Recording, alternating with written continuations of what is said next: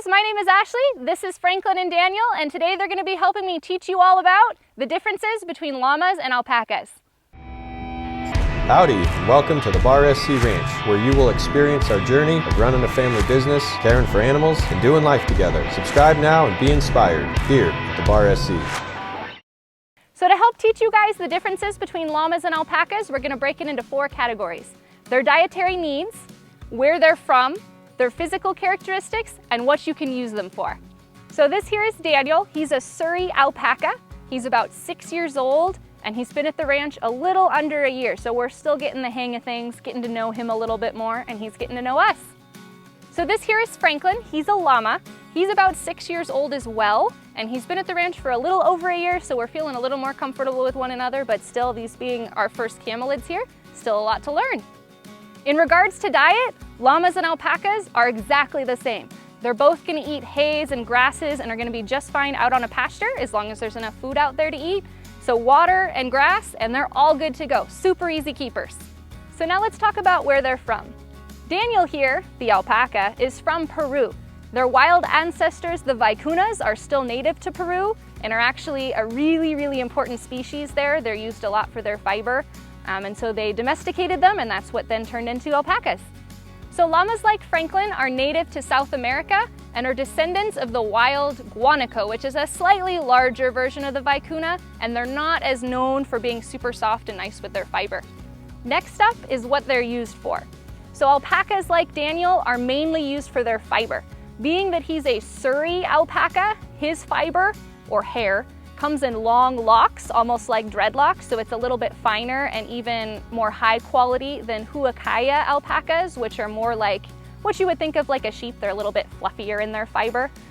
But mainly you can make clothing with it, you can use it for anything else that you would use fiber or yarn for. It's very high quality and it's definitely sought after. Typically they have really long locks. However, he's wearing his summer hair coat right now. So he doesn't have the long locks, or else he'd get really way too hot here in the summertime, so he shaved. But by winter, you'll start seeing those little spirals. So unlike alpacas, llamas, like Franklin here, are not used for their fiber. You could do things with their fiber, however, it's gonna be really rough and not very easy to spin into yarn. We've made it into like washcloths and things like that because it is nice and scrubby, but you wouldn't want to wear it on a coat or anything like that, way too itchy. Instead, llamas are mainly used as guard animals or pack animals. So you can put them out with sheep, goats, things like that. That's mainly what they're used for in South America, and they'll fight off predators.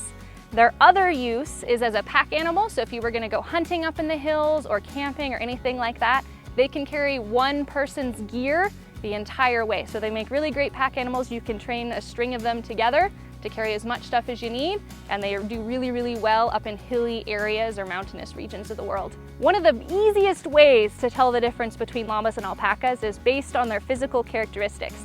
So Daniel, the alpaca here, we can see that his ears are more triangularly shaped. They're not particularly curved. They actually look like just 2 little triangles. Alpacas, you will also tend to see they have bangs like he does. This is a hard one to tell the difference based off of, because obviously we could have shaved off his bangs, and then you wouldn't just want to assume, oh, obviously this is a llama now, he has no bangs. But if you see bangs, typically it's an alpaca. Another big one is size. That's probably the easiest if you can see them side by side. Daniel here is about half the size of Franklin the llama. So while an alpaca will weigh 250 pounds max or so, llamas can get up to 400 pounds. So they're really 2 very differently sized animals. So a llama's physical characteristics, in comparison to Daniel's pointy ears, llamas have banana-shaped ears. So you'll notice that they kind of curve inward and towards one another. They're a little bit longer and they're curvy. That's probably the easiest way visually to go, hey, that's a llama, is if you look for those curvy ears. His face is also just a little bit longer. They tend to have more horse-shaped faces rather than a smaller, like goat-shaped face. Yeah, I love staring at you too, bud. And you'll notice just how big he is in comparison to me. He's about my size, whereas Daniel is quite a bit smaller. So llamas can get very large, and he's actually not one of the largest llamas that we've seen, so they can get even bigger than him. I hope you guys were able to use this video to learn a little bit about the differences between llamas and alpacas. This is a question that we get all the time here at the ranch, so since we had one of each, we thought it was a great time to show you guys the differences. Thank you all so much for watching, and we'll see you next time. If you enjoyed this video, we'd love to hear from you. Like and subscribe and leave comments about what you might like to see in future videos. We'll see ya back on the ranch.